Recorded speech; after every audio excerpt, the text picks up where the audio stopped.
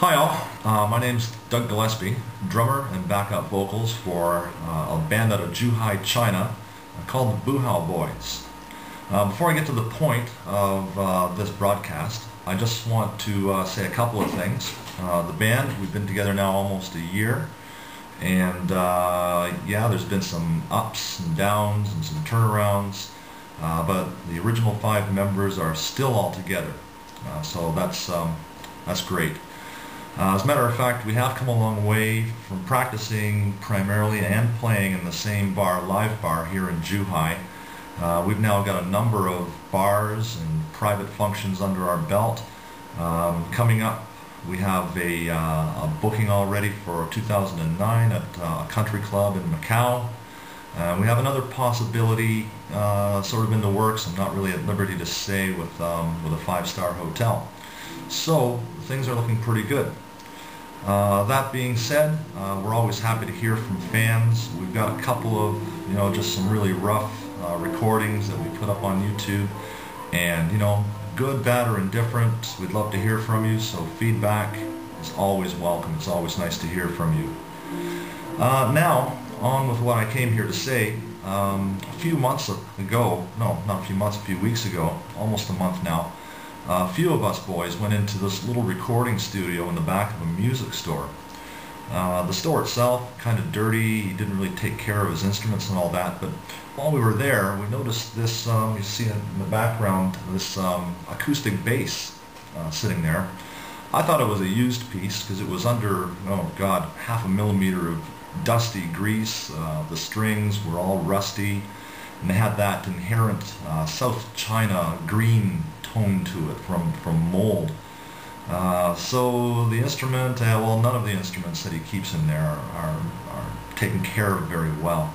They all look like they're used. However, this guitar, I was told, is brand new.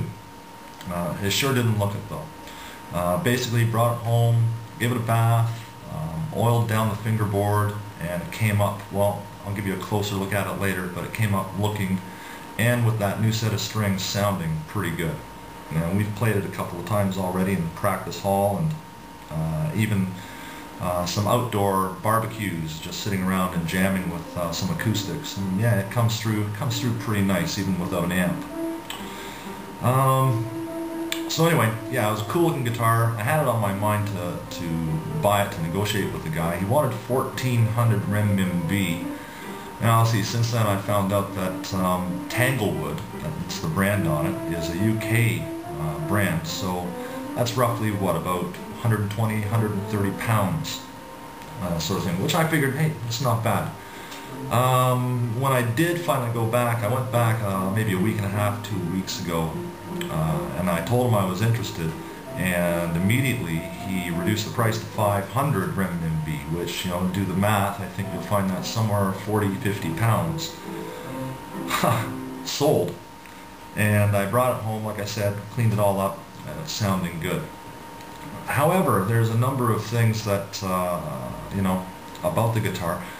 I never heard of Tanglewood before I saw this, and I thought it was just one of those off Chinese brands at first, and didn't really, think much of it.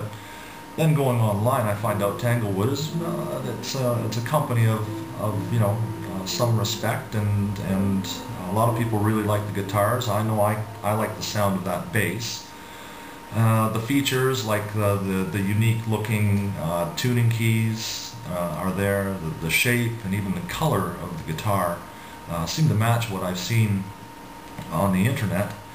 However, there's a couple of curiosities about it. The label inside the sound hole does not have a model number written on it, nor the inspected by, so I don't even know who inspected the guitar. It even has one guy who was reviewing Tanglewood guitars on YouTube was talking about the volume control being a little temperamental once you got it up to a certain point.